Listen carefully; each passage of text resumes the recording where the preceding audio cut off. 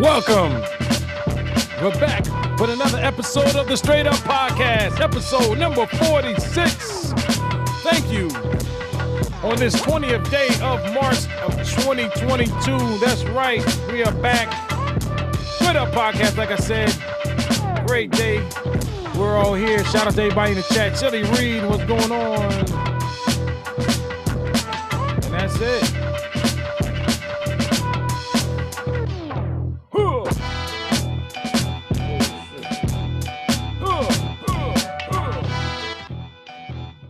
What's going on and what's happening? Straight Up Podcast, episode number 46, DJ Wild Body. Joined here by our brother More D, Coop, DCR, missing the Jersey Sun today, and See Me Hustle as he is out of town. This episode of the Straight Up Podcast brought to you by Pop Pop's Woodshop. Pop Pop's Woodshop specializes in custom woodworking, both china cabinets, coffee tables. They do it all. They're dedicated to providing you with top quality work at the utmost professionalism. You give them a call today, 1-800-286-5233. That's Pop Pop's Woodshop, 1-800-286-5233. Use the code PICK, P-I-C-K. That's it. What's going on? What's happening, fellas? All right. Yeah, everybody here. A little late start today. Had to take care of a couple things as well. Wake some people up. But we're here nonetheless. Straight Up Podcast, another week, another show. This show we're gonna get into something a little different. We'll go against the grain a little bit. We're gonna tackle stuff that we don't like to talk about, taboos type of stuff that's been around for a while. So today's topic is let me get this. I gotta get the words right. It says, why do black people never talk about ghosts or the supernatural? Once again, why don't we talk about ghosts or the supernatural? Brother More Deeb, if you could elaborate a little bit more, you have the show. Brother, I like that. Yeah, man, I wanted to pose the question. Typically people of color, we have a lot of supernatural / spiritual experiences throughout our lives. Our families have had these experiences. They got stories, things that have been passed down, but nobody really openly talks about it. It's pretty much a European concept that, far as the unseen is concerned, only Europeans pretty much interface with it, interact with it, have experiences with it, make movies about it, the whole shebang, and they leave us out of it. And I think that's something that needs to be explored because we have these experiences also. We just don't talk about them. And I think that could come from the fact that it's somewhat taboo for people of color to really delve into the unexplained. But we are the most religious people on the face of the earth when it comes to, spiritual matters. And I think we need to start having those conversations and be included into the discussion of things that occurred that we can't quite explain, but they are happening to us, whether it be dreams, out of body experiences, astral projecting, seeing ancestry, ghost, shit moving in your house, all types of shit, UFOs, aliens, and green goblins, whatever the case is, we don't discuss it. And I think we should go ahead and open that can of worms. I think I agree with that. I mean, as far as when you were saying things moving around in your house, I've had one of those. Actually, I had a couple of those experiences. And I wanted to brush it off so bad, but I couldn't. But then when I started telling people about it, they're looking at me like I was crazy. So I think, that's part of the challenge, because typically when Europeans have these discussions, it's something that they gather for. They want to hear more. They want to explore. It's like the typical shit in movies. Shit happens and they like, ooh, let me go explore. And we looking at this shit like, no, don't go. Why would you want to tinker around? Right. But it's the same thing in everyday discussion. When we have these situations go on and you bring them up to your folks, it's like, we're so distracted with mundane shit. We shun it, but it's time to have that discussion, man. We need to get off into that. And if anybody's in the chat who's had any type of unexplained or supernatural experiences, please share. But I'll start off with I have numerous experiences. But I would say one of the most recent situations delves with the fact that when we have family members that cross over to the plane of force, astral plane, the unseen, whatever you want to call it, typically we've always had a means of communication. But in our indoctrination and the powers that be kind of muddying the water somewhat when it comes to our relationship with the unseen. We kind of don't know how to put it in the right context. But growing up, I've always had experiences where, and I'm pretty sure a lot of people can attest to this, sleep paralysis. And you pretty much, when you sleep, you wake up and you're aware, but you can't move. You're talking, but no one's hearing you because there's no sound being emitted. It's a very terrifying experience for a young child who don't really know what the hell is going on. Sometimes you may even see things, but nevertheless, the experiences in itself is it's very traumatic. And a lot of us have had this experience. We just don't talk about it until somebody brings it up. It's like, oh yeah, that shit happened to me too. But that's a typical experience that as a child growing up, I've had a lot of those. I've kind of graduated in that experience and I understand exactly what it is. And I progressed forward out of that experience into another experience. But that is a precursor to something that we can discuss today. And has anybody else had those experiences? I've had that as an adult. I can make myself do that. If I sit there, lay in bed, and I focus real hard, I could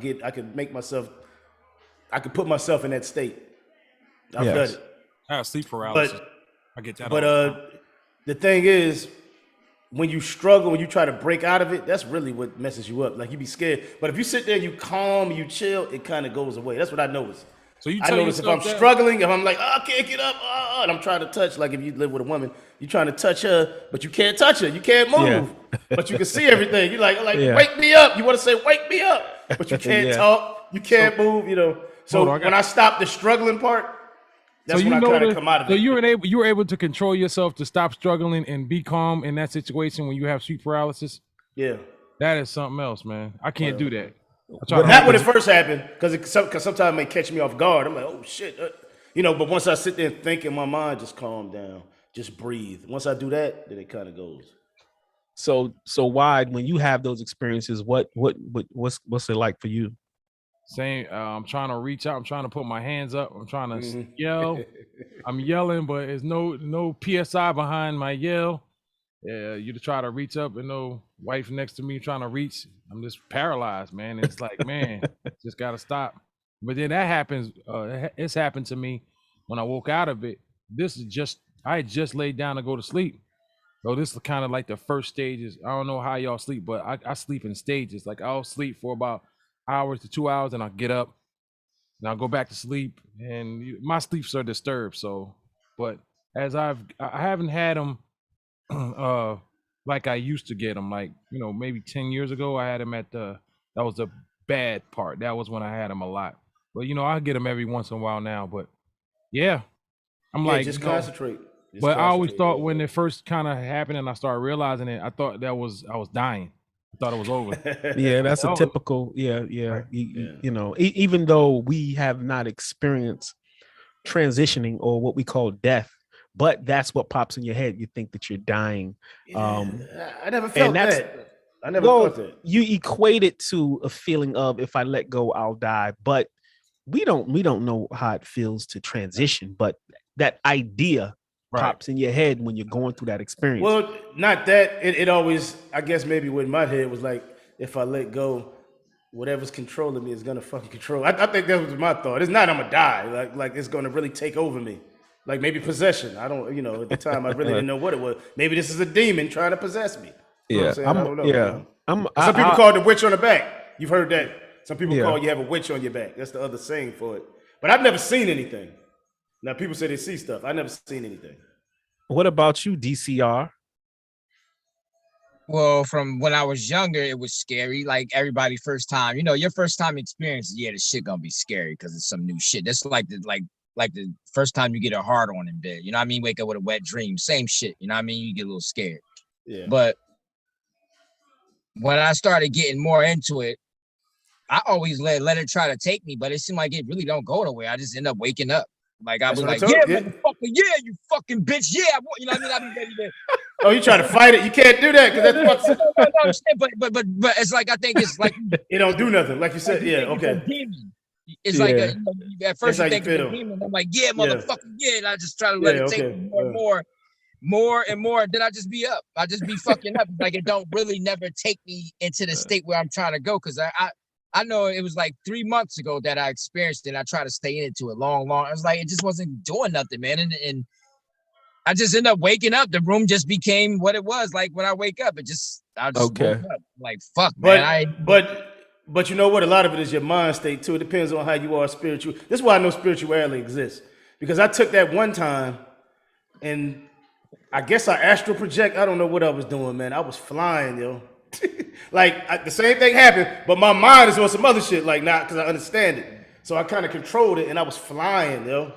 Yeah. And I was in Egypt, like this. I'm telling you, and if somebody was with me, and I was explaining shit to him that I knew about Egypt, and then I eventually came back and woke up. So it's kind of hard to explain, but that's what it was. Man. To add a little bit more context to what we're discussing here, sleep paralysis is the precursor to astral projection. Now you're either returning to the body or you're about to leave the body when you have sleep paralysis. Sleep paralysis is a mechanism of the body that shuts down the body so the body does not act out whatever you're going to experience in the astral plane. It's a mechanism to keep the body safe so you're not moving around and hurting yourself while you are in another dimension. So it paralyzes the body to keep it safe until it gets back. That's what sleep paralysis is. It's just a precursor to leaving the physical body in your astral body. So your body has to go through that.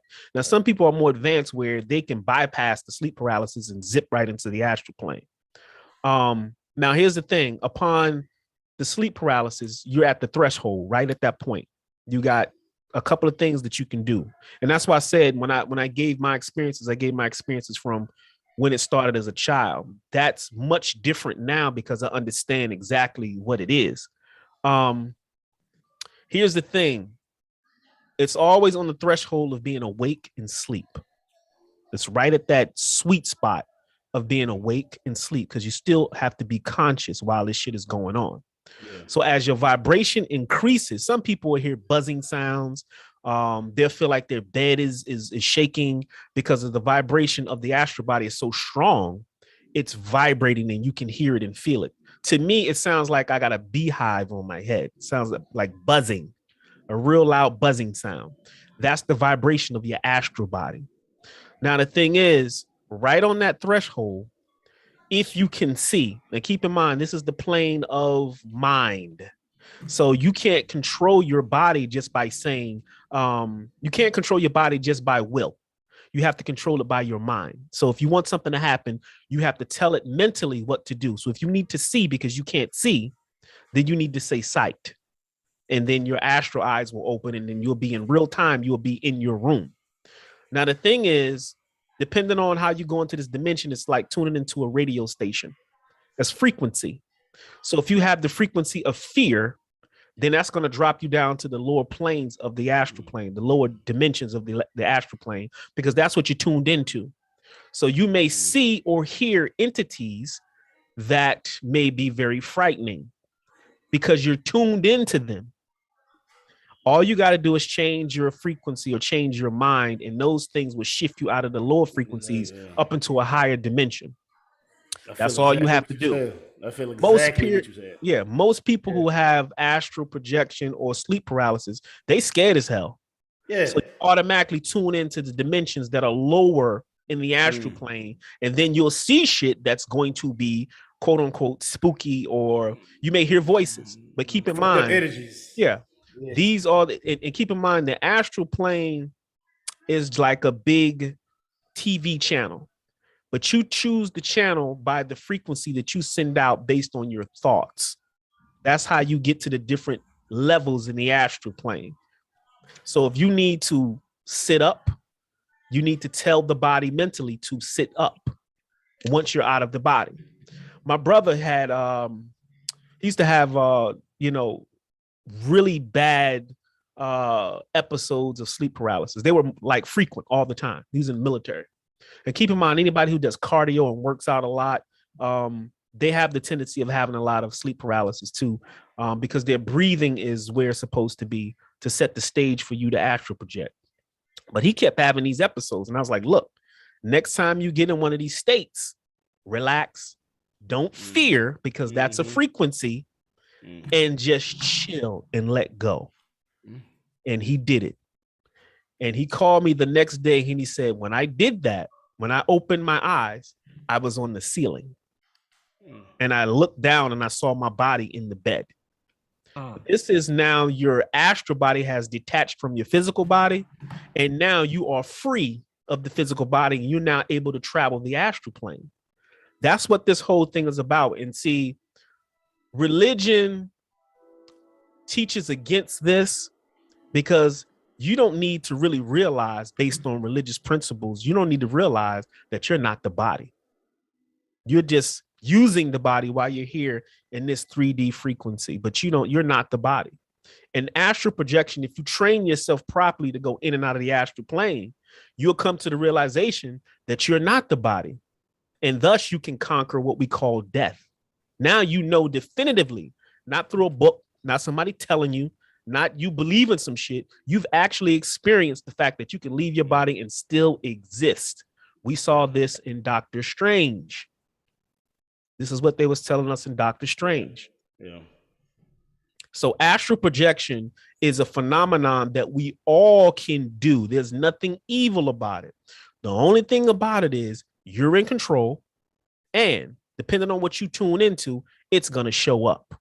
So if you are thinking about some fucked up shit, it's going to show up because that's the frequency that you're tuned into. But I would tell people there's a good book. It's called Astrodynamics. I wish I should have got the book out so I can show everybody, but it shows you techniques on how to separate and how to get out of the body when you're on the threshold of astral projection. When you're stuck in that state, it gives you certain techniques that can actually help you detach and get out and then travel. And Coop was right. You are able to travel anywhere in real time. And that shit happened to me. You can walk around your house and see your family members doing whatever it is they do, but they can't see you. And when you come back to your body, you can tell them exactly what you saw, what they was wearing, what they was doing. And you can spy on people. But I mean, you're in the astral plane. You really don't want to be. That's kind of corny, the wasted experience of spying on your ex or some shit like that. Go to their house and see what the fuck they doing. But the bottom line is there are different rules in the astral plane. So you now can walk through a wall because the frequency or the vibration of the material is sped up so high that the laws change. And that's what we was talking about last night on Brainwashed on Heavy when we was talking about new heaven and a new earth. The fact of the matter is when the vibration is sped up, the whole dimension has to change. That's ascension. So when you have an astral projection experience, you're really you're jumping the process to kind of get you trained to see what ascension is going to be like. So just imagine just being in that state or in that world, and you ain't got to come back to the physical world. So now you're in a place where the rules have changed. So you can fly, go to Mars, go to different dimensions and all that. And that's pretty much what astral projection is. And there's tons of movies about it. So that's my spill on astral projection, but that's what that is. The sleep paralysis is a precursor. It's a symptom of astral projection. Yeah, and I fully feel that with everything you said. Like I told you, when I let the fear go and just relaxed, that's when I was able to do that because I let the fear go. Now, I've had times where I'm stuck in there and I be thinking some evil shit and I see some shit. Now, that is true. That's why I believe everything you said because I've really experienced everything you said. It's all in your mind. You like to talk about the mind, DRC all the time.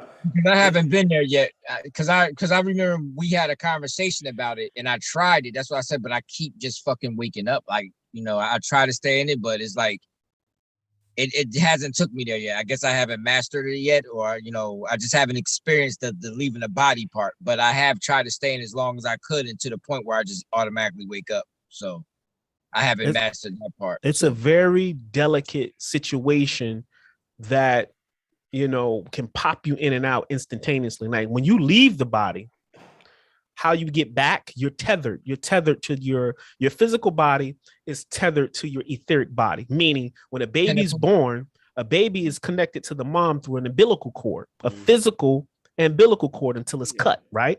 And this is how the baby can live an external life as a human being by itself independently. Well, your astral body is tethered to your physical body like an umbilical cord, but it's extremely long, so it enables you to travel throughout the planes. That's just how long it is. Upon death, that's when that cord is cut. And then at that point, you don't come back to the body. You're free. You're out there. Yeah. That sounds fun though. At the same time, it does, right? So don't go kill yourself, nigga. You got a lot of work to do, man. Because it do sound like fun, right? Yeah. The last person, you can meet a lot of people in the astral plane, people because everybody is astral projecting whether they know it or not. But when you're having a conscious astral experience, you're aware of everything that's going on. But I actually, I think I told you, Coop, that I saw someone that you knew in the astral plane. The last pronounced experience that I had when I was traveling. They were just coming in and I saw them, but they was trying to get through a wall and couldn't get through a wall. So I had to teach them how to get through the wall so they can travel on. But it was somebody dearly close to, but they still living. Hey, Tiffany got a question for you, man. They still living? Yeah, they still living.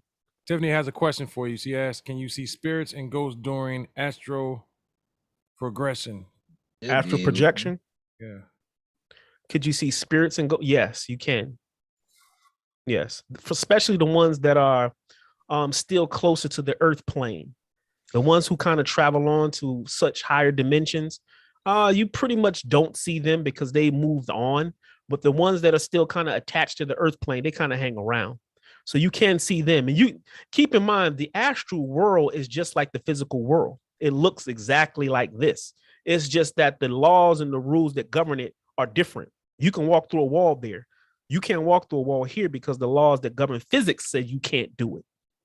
But you see astral animals, astral fish, astral trees. It's the same shit. It's just a higher frequency of vibration of this dimension. This is actually as matter slows down, as atoms slow down, as the vibration slows down, things become much more dense, tangible. That's why this world feels like it's real, because the vibration is so slow. So you can pick up objects. Your body feels like you can touch it and all that type of shit. When you speed up a vibration, the laws change, things change, how you see them change. So yes, you can see entities, loved ones in the astral plane. I saw my dad in the astral plane, and when I got there, he was kind of chewing me out because I hadn't seen my dad since he had transitioned for years. So I was a kid. And I was always wondering, especially me being on my spiritual path, why he had never shown up. And I was kind of perplexed by that, because a lot of people that I'm close to, they typically show up based on the fact that I there's things I do to ask them to show up and try to set the segue for them to show up. But my dad had never, ever, ever showed up. And it was weird to me. But when I finally saw him, the first thing he said was, "What took you so long?" He said, "I see people come in and out of the astral plane all the time. What took you so long to get here?" But that's a whole nother conversation on what we had and you know, how that all played out. Right. But anyway. So basically a ghost is somebody, what people would call a ghost, somebody who really still stuck here. They stuck to a certain house or a certain object or whatever. That's pretty much what a ghost is, right? Heard of that. Yeah, they're attached. A disembodied soul. That's why they'll say something is haunted. Because whatever that spirit is, that energy has never left that place. They're stuck to it for whatever reason. Right. They're attached. That's attachment. Yeah, attachment, yeah. I got a story about that. Well, I used to live on 11th Ave on that blue house. On my grandma's. What you say, Pot? And I said blue house. Anything with blue just kind of like make me laugh a little bit. You know who we needed for this? Your sister, man, my cousin. Your sister. You know, she got all kinds of stories on 11th Ave, too. She got all kinds of ghosts. That's what we needed. I didn't think about it. Should have brought her on. Yeah. She'd have been perfect for this. Go ahead, Aaron. Go ahead, Juan. Hold on. Sorry about that. But yeah, so I was sleeping in my grandma's bed one time. Like my grandma, the room was in the back. Kind of was an addition onto the house, so it had low ceilings and whatnot. So I'm in there, and I feel like someone waking me up. Someone's nudging me. Hey, get up, get up. So I got myself together, and I just remember I'm the only one supposed to be in this house because Gramps went to AC or something. So I think Mo was in whatever. She was in college, and so it was just me. I understood that it's me in the house, and if somebody nudging me right now, there's a problem. So I jump up. And I grab get myself together, and the person's still nudging me, man. I feel poking. Damn, why you standing up? But I'm standing up. So I kind of got on my hinds, and I took off. And at the same time, someone's nudging me out of there as I'm running, man. That was the first time that has ever happened to me. Man. So you felt that the whole time as you running? Yes. Somebody was nudging me on my side, man. Wow. Now keep him. I know you was bugged out. Yeah. But there's sounds and stuff too, actually, here around there. And, I didn't think nothing of it. Wood house, floor shifting, stuff like that, man. But I think that whoever was in that house. Huh? I said, Popeye's wood shop. He said, this nigga's stupid. I know what you said. I've experienced a couple times, like I don't know if I'm asleep or half sleep, where I'm laying on the bed, and it's probably like in the daytime, just a nap. And I feel like somebody just pulled me to the other side of the bed. Y'all ever experienced that? I like that. I experienced this a couple times. Like I felt an aggressive ghost. I wake up like, whoa. Like, then this happened more than once to me. Really?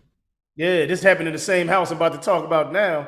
When I first moved to Atlanta with Dre, right? We on Godby Road, College Park. Shout out to College Park.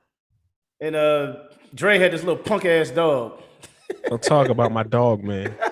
Yo, what was it? Spanky. The nigga name was Spanky. He had a little dog named Spanky. Hold on. We really named the dog Spanky, bro. Yeah, he was Spanky, yo. But this was one night, man. It's like it's like I'm trying to go to sleep. It's like 3, 4 in the morning. And he barking. I'm downstairs because that time I didn't have a room because his cousins they was moving out, but they still had the rooms. So I'm downstairs in the living room. On the couch wherever I was sleeping, and he barking, man. He just, I'm like, what the? So I wake up, and he barking at the ceiling. I look up at the ceiling. It looked like some mist. It's hard to explain, but like what people say, ghosts it looked like mist. So he was barking. So then, eventually stopped. But I found out that a dude that lived there had died there. Now I'm not saying this was him, but it had me thinking. You know what I'm saying? Like it was a dude that lived in an apartment, but he actually died at the pool in an apartment. So I don't know, but. He lived in that apartment. You know what I'm saying? So I'm thinking back to, was that him? I don't know. You know what I'm saying? Now, in that same house is the time that I experienced that too on the bed when I got pulled. That same apartment. So I don't know. Yeah. Do they all relate? Is it in my mind? I don't know. It's the attic story. Sometimes, the attic is always the scariest place to when you start thinking about attics and stuff, when you think about attics, I start laughing.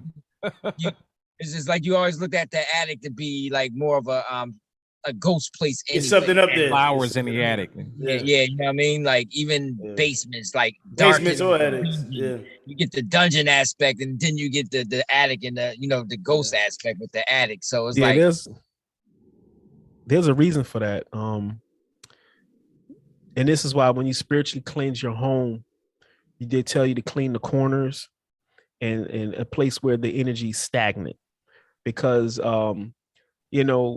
entities have a tendency of being able to kind of congregate and chill in those sections of the house where the energy is not disturbed too much.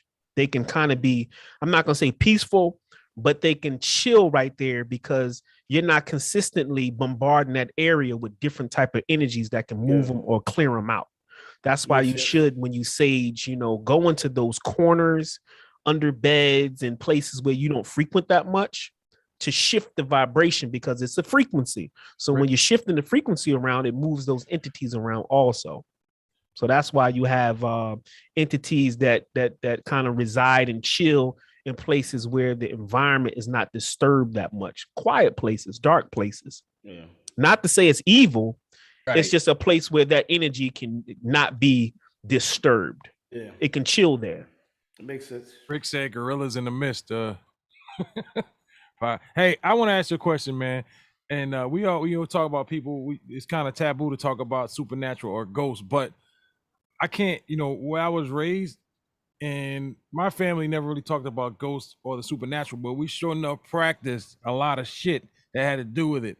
Like, hey, when you move, don't bring a broom, the old broom, to a new house. Yeah. Okay. Don't sweep somebody's feet with a broom. Yeah. Don't cut corners when y'all walking together. Don't telephone poles and shit like that. Don't cut telephone poles. Don't put your hat on the table. There's a lot of stuff that that I was around as far as don't wear black, nigga. I mean, whatever. Black cat. Yeah, that's the old school. The cake gonna fall if you move. I still trying to figure out that theory. He said the cake's gonna fall if you move. Yeah, in the oven. The oven. Oh yeah, I never heard that one. Yeah, that does happen. That's not a superstition, but it's just when your cake is still kind of real moist in the middle. I just added when it's that, rising and getting that little texture to it. If you kind of like if you keep taking the cake out and shifting it around while it's trying to cook, it'll just fall. It'll figure out. It'll spring a link in the cake, and all the air that you need to make it rise. It'll just go flat. So they say don't be the cake gonna fall. Yeah, don't move around in the kitchen and shit. Okay, shout out to Rick in the chat, man. Shout out to Rick. Culinary arts shit. Yeah. What they call it? Yeah. What culinary arts? I saw where Rick said he hears a humming sound. I guess during astral projection. That's similar to what I was explaining, that frequency and that vibration as it speeds up. You typically once you get more advanced, you'll hear that humming and that buzzing sound.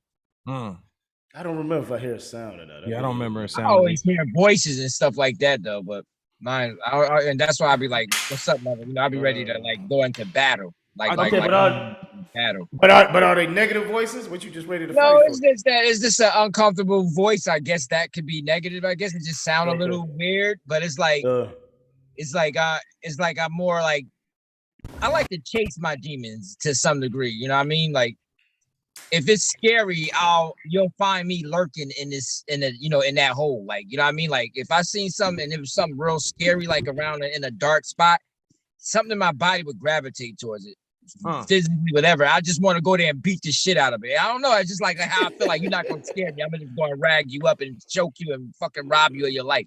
You know what I mean? That's a good. But then you got to understand. But is it always a negative? Well, I guess you feel it's negative. No, I'm just saying it ain't nothing. It's just you like so curious, but to the point where but you're more you have more of a like I'm gonna go and take it and I'm a disciple. I'm a decipher it, whatever I gotta do. But it's like you feel like you're more attracted to that. To something like that, like even like the basement. If it's something scary in the basement and it's dark, I be wanting to go down there. I just need a bat or something, but I just want to go down there and meet know about the boogeyman? Was the boogeyman? Nigga, if it's Bigfoot, he gonna fuck you up. Mom, you say that, so we say wait. And grab Bloody Mary and choke the shit out of her and show who's boss. You ever thought when you were small, like to be protected, you get under the sheets, like that's gonna protect you? Hell no. Be sweating like a motherfucker. All right. I don't believe that. I just hate when a fly flying around when you remember hey, bro, put the sheet on so the fly don't buzz up the head. That shit's terrible. I do got a all right, call it what you want, but when the Exorcist came on, I got under the covers. We're not allowed to watch the Exorcist. Call me whatever. Pot number sit up, pot and take. They sit up there and watch it, man. I'm like, yo, I ain't watching this. I'm allowed to watch an Exorcist in my house. And I thought about it. I was like, what the fuck you thinking? Nah, because I was about to watch it that night, man. And I was like, no. Yo, her mother be cursing you out, man. Jason too, man. But I think Freddy vs. Jason was a little funny. I was like, nah, she can't watch this. Don't show that like that. The Exorcist is one of those movies. It was before its time, and a lot of grown-ups to this day they don't watch it. And the reason being is because you're watching. Well, a lot of people who watch it now from this generation, they're not afraid of it, right? But people from back in the day, you got to understand our religious programming and how I'm gonna use the term spiritually virginized we are from being really advanced and understanding shit. We were still in the dark about a lot of shit. So that movie came out in like 1973. It is equivalent to Star Wars because Star Wars came out and we had never seen no shit like that. That's shit, man. Star Wars is unbelievable. So when you look at The Exorcist, it was the first time that they actually did something like that, and it looked real. It looked very real. Yeah, it probably looks stupid now though. And it no, it doesn't. It doesn't. But it tapped into a lot of things that. Oh shit! There you go. Yeah, it tapped into people. Yeah, it tapped into a lot of our insecurities when it came down to spirituality and the devil and spooky shit. Yeah.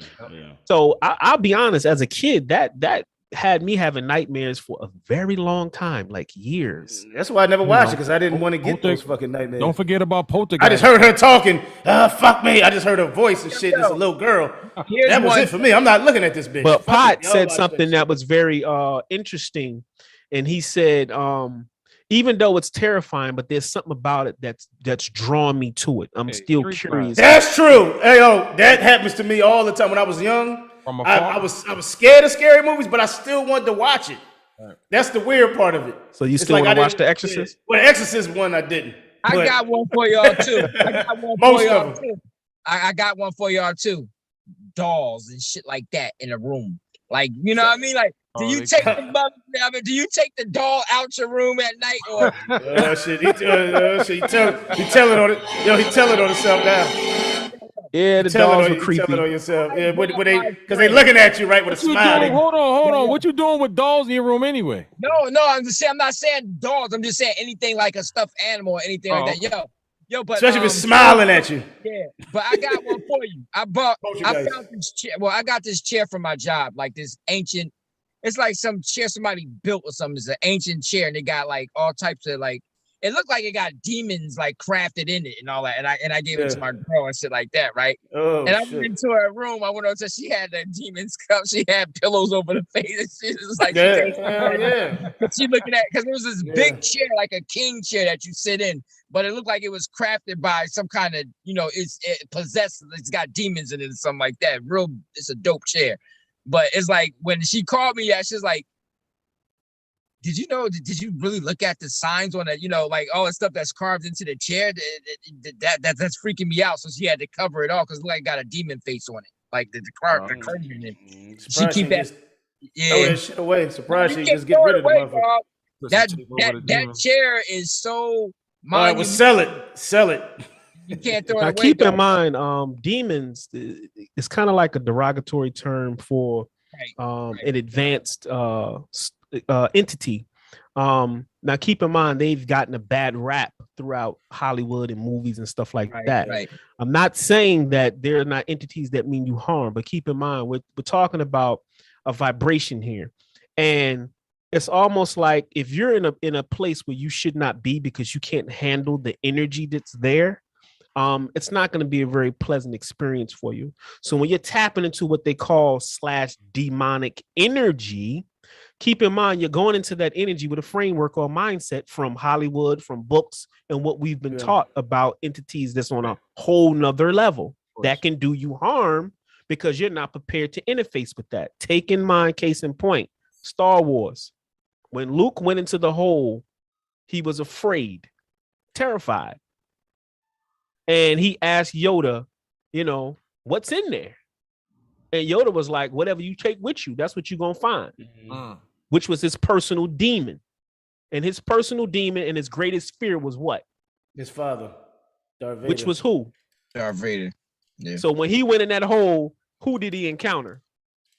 He didn't encounter himself, though. He encountered Darth Vader first. Right. Yeah, Darth Vader first, but then when he chopped the head off, it was him. It was him. Yeah. So what is that telling you? There's no difference between you and entities of a higher energy, especially if you're on one accord with yourself. You got to go insecure within yourself, and then you cancel out all this this thing's gonna harm me, or it has power over me and stuff like that. Right. You have to neutralize that. But if you go in it with a fear, that's what you're gonna find. Right. So when same shit like what we talked about earlier with the Exorcist. But I guess he conquered his fear because he struck it and he cut his head off and he saw him. So exactly. Wouldn't that be more of a conquering because he faced it and he controlled the situation? Yes, because he basically came to the realization that the biggest fear that he had to get in check, it wasn't Darth Vader. It was actually himself. Oh, right.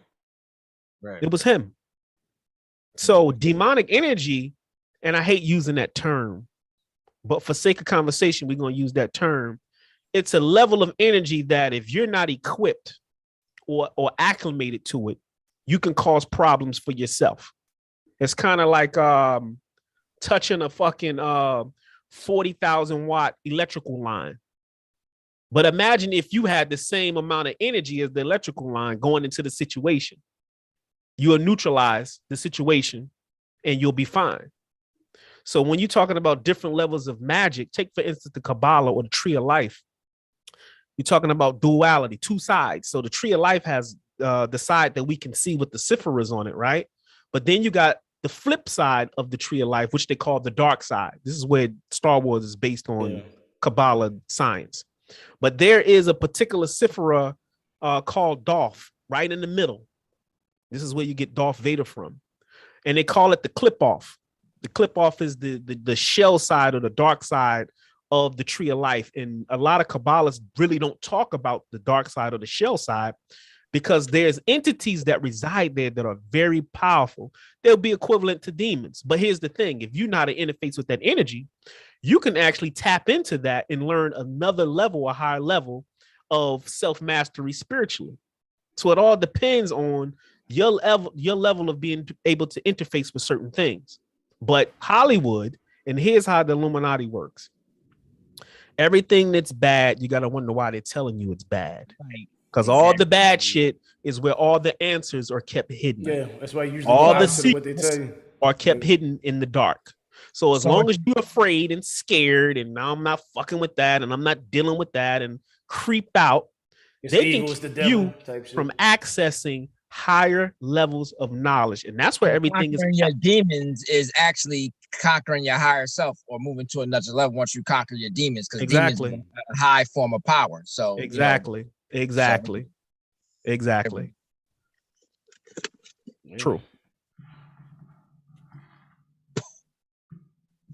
Hey, let me ask this question. Now, should we be afraid of this? Should we be afraid of ghosts? No, we shouldn't. Who the hell says that? I'm asking a question, man. Jeez. Calm down, DCR. Damn. What was your question, Why? Should we be afraid? Should we be afraid? Should we, Should we be afraid? Should we be afraid of ghosts? Should we be afraid of the supernatural? Oh, bullshit. It's one thing for me to say. Mm-hmm. It's one thing for me to say you shouldn't be afraid. But Yoda, from my vantage point, that only applies to me. I can't tell somebody else not to be afraid because where they are on the evolutionary scale, they still might be in a state of fear and conditioning. That's, when you're doing self-work and self-mastery work, you kind of peel back the layers of that shit and kind of burn it away with time. And once you get past all that, then you can deal with, this type of work and not be afraid of it. So it's not a point of you not being afraid. It's just where you are. And if you're still afraid, then you're afraid for a reason. And that's based on your evolution spiritually. I got one for you too. As you grow, you'll get past that fear shit to a degree. Now keep in mind, go ahead. All energy is what it is. And you got energy that is powerful, extremely powerful, and you got some energy that is not. The thing is, don't go trying to interface with something that's super powerful and you're not trained already. That's just common sense. That's not to say it's bad, but it's gonna be bad for your ass if you ain't prepared properly. Put it that way. Then stepping in the ring with Mike Tyson and you still a rookie and thinking you're gonna go in there and do something. Right. In his prime.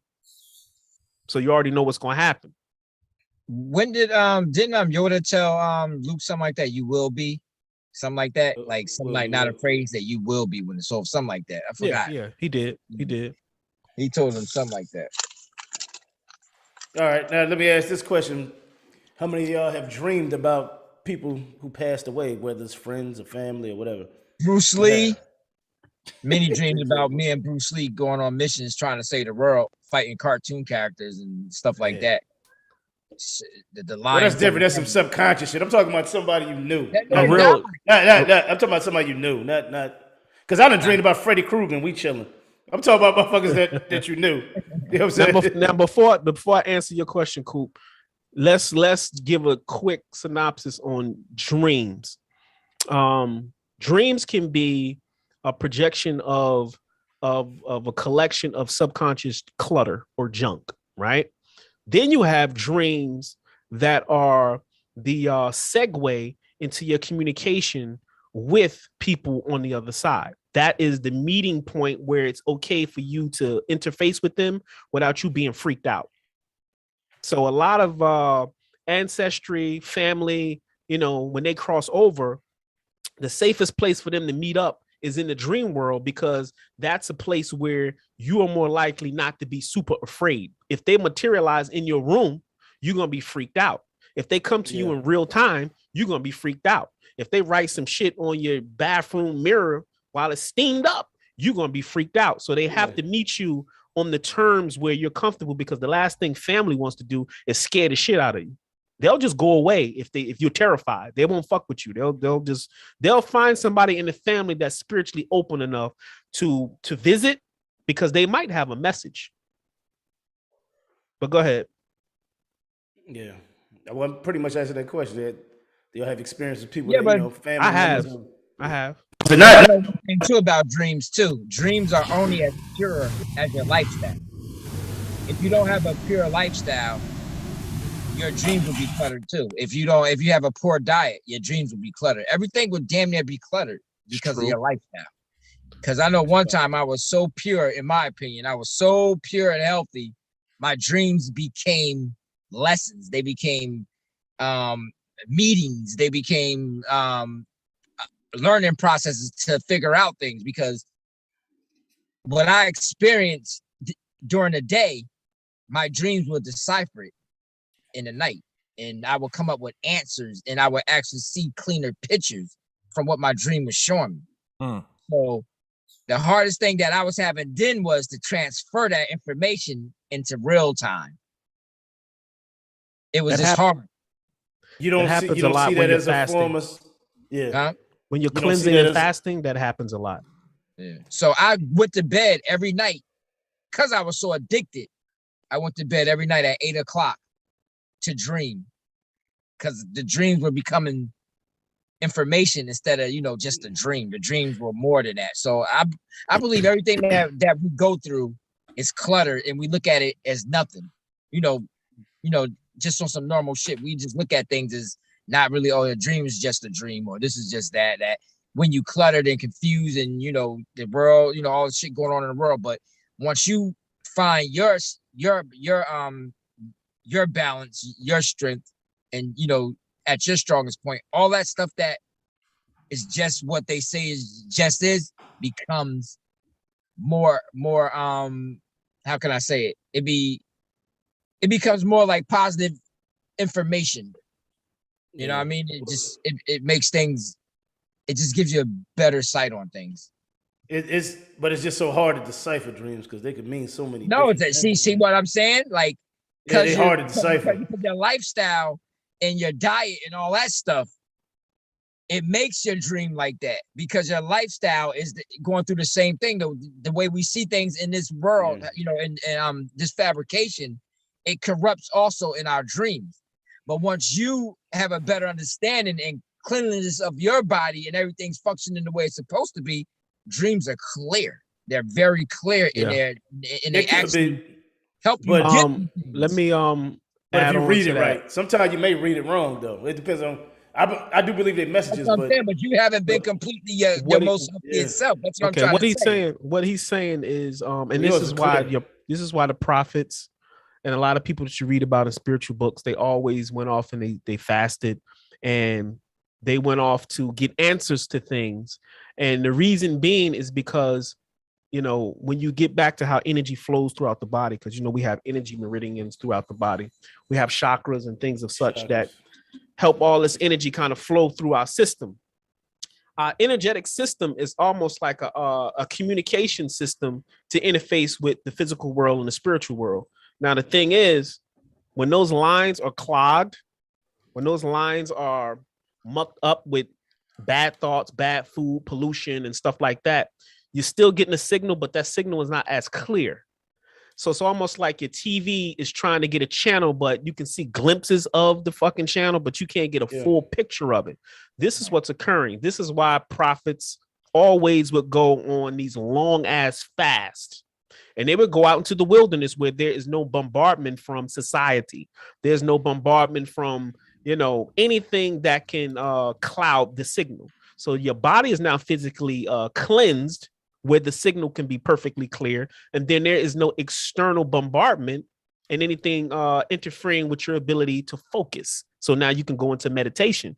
Meditation is a form of dreaming, but you're not asleep. Now, what he's explaining is when you're in a purified state, and this is why when Left Eye, when she went to see Dr. Sabi, when she was on, I think she was on like a 30-day fast or something, she started seeing glimpses of things, especially after they had the situation with the little boy who got, they ran over the little boy and he died. But she was so cleansed in her purified state, she was able to see him. The actual spirit of the little boy was actually showing up, and she was able to see him in real time because her channel and her interface from the physical world to the spiritual world was so clear, she was able to perceive things in real time. So what he's explaining is when you are in that purified state, when you fasted and you're cleansed and you're at a point where your body now is not bombarded with, and you have to be still. So when you're not being bombarded with so much external stimulation and your internal body now, as far as your chi is concerned, is flowing smoothly. When you have those dreams, it's going to create a perfectly clear picture that you don't have to guess what it is. It's going to spell it out in real time. Right. You're going to get the message. There's no. Well, that's when you're healthy and shit. Yeah, I know that part. But I'm just saying, like most of us ain't. So when you just living, when you ain't when you ain't fasting, just the average person. Yeah. It's just a dream. Then it becomes just a clouded. It just becomes just a dream. but it may be a message, but it's just hard as hell. It's hard for you to decipher. Because I done had dreams where I'm fighting a big ass snake. Now is that telling me it's a snake around me? Within my physical life, and I got to look out, and possibly, or was I just being a hero fighting the big ass snake? I don't fucking know. Snakes represent knowledge and wisdom. Yeah, that's what I'm saying. If you're fighting it, that you can have a blockage where you need to get in a position where you can receive more information and knowledge to take you to the next level. Yeah, and there's a blockage somewhere. I was going to say a lot of stuff have different meanings to them. So it's kind of hard to decipher if you don't know. But like what you're saying, of course, if you fasting and your body and all that, the mind and the body work together, I'm pretty sure everything is clear then. Yeah, they become beneficial and shit, not much of a challenge. What were you going to say about seeing loved ones that passed on? Yeah, I was going to ask. None of that. I've never seen none of that. No cousins, no family, nothing like that? Never seen none of that stuff. Well, I've seen my mother very rarely, though. That's the way I really be wanting to see, because she's been gone so long.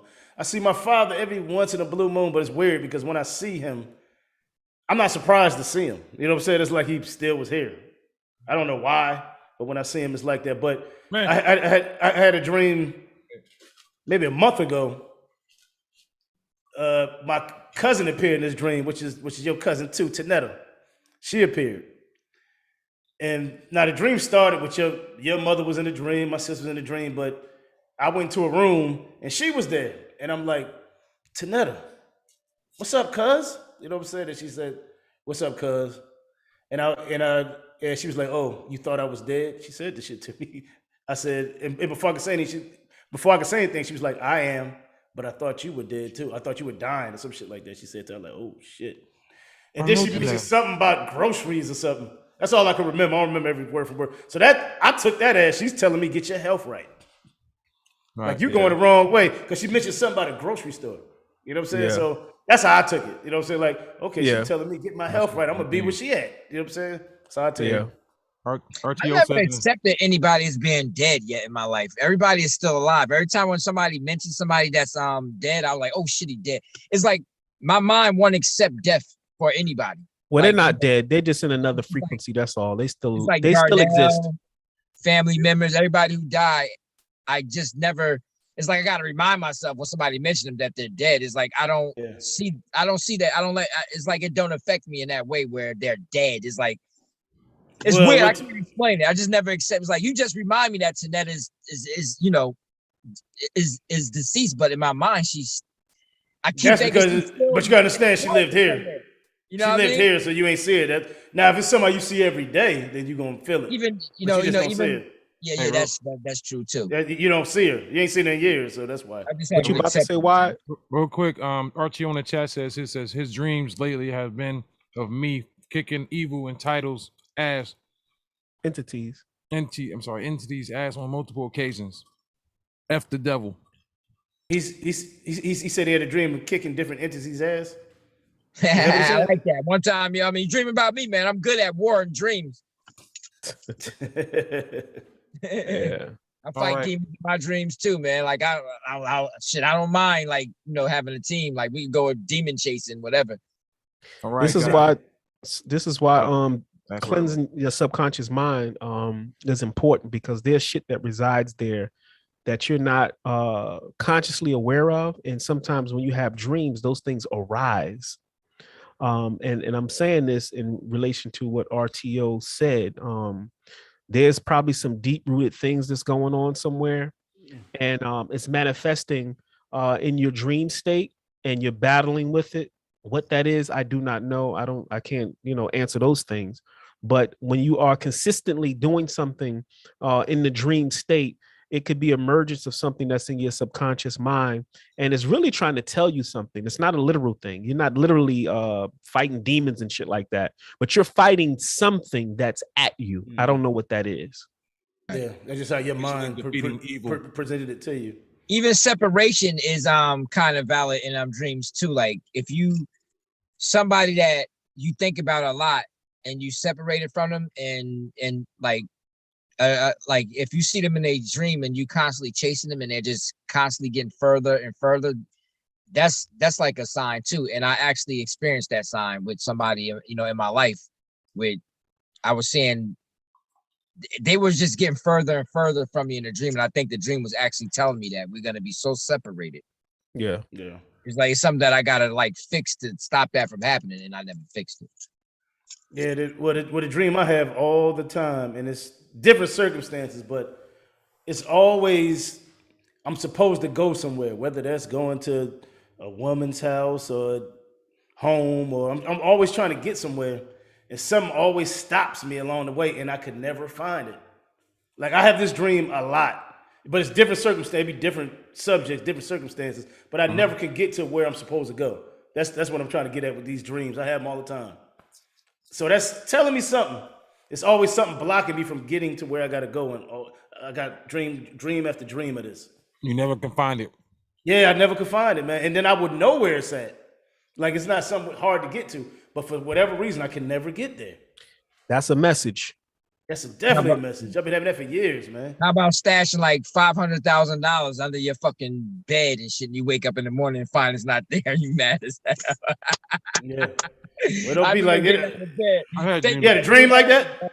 Huh? You had a dream like that? Yeah, I had a dream that I had $5,000 in front of my bed in a certain spot. Woke up in the morning, like looking under the bed, mad as it was so like it was real that I was mad. Yeah. But don't you is that something that you do? You stash? Yeah, I'm a stasher. Okay, so you need to look into that then. You need to look into that, man. Where you stash everything? Where you put it? Everybody stash too, nigga. All y'all niggas stash, man. You wouldn't be human if you didn't stash. I'm a stasher, man. Yeah. Yeah, the dream shit is crazy. I had a dream all the time though, man. I can never get there. Whether it's going to somebody's house whether it's going to compass, I never can fucking. Oh man, what was? Yeah, you got to get you a new cord, Coop. Right, man. We'll get him the Goodwill. Hey guys, we're gonna go ahead and wrap this up, man. Hey, brother, more deep. Anything in closing, my G? Enjoy the journey, man. Enjoy the journey. And as far as energy is concerned, it's polarity. On one spectrum, you got positive energy. On the other spectrum, you got negative energy. What you attribute to those different opposite ends of the spectrum, it could be an Easter Bunny and Santa Claus. Wherever you attribute to the opposite ends of those spectrum is what it's going to be. But at the end of the day, remember, it's all energy. All energy. Man. Hey, yo, what about my man? Oh, no, I was about to mention boxing, yo. Cobb, dog. What do you do? What do you do? He got his ass knocked out last night. Oh, smack! I missed that. He got his ass talking all that shit. Hey, we got Uskis versus Spence. Who you got in that? I got Spence, man. Spence gonna like beat the shit out of him. Okay. With Spence all the time. Yeah. Spence needs to stop taking long times off, man. Let's go catch up to him one That day. nigga got issues, dog. He got fucking, He got eye issues. He got retina issues, don't he? Right. Yeah. We got to think about physical. He too physical, man. He gonna get in there and beat the shit out of Ugis. Ugis like to try to. Ugis is one of those setup fighters. Like he like to box you. Spence he could be a man. I would take him lightly, man. He could beat Spence. Ugis man. ain't got no knockouts, man. His knockout rate he don't throw nothing hard enough to put down Spence, man. Spence is gonna run right through him, dog. Body shot. I have to put him out. He might just outbox him. Why can't he outbox him? How many people Floyd Mayweather knocked out? Well, Floyd Mayweather ain't nobody like him, man. He like a fucking butterfly, man.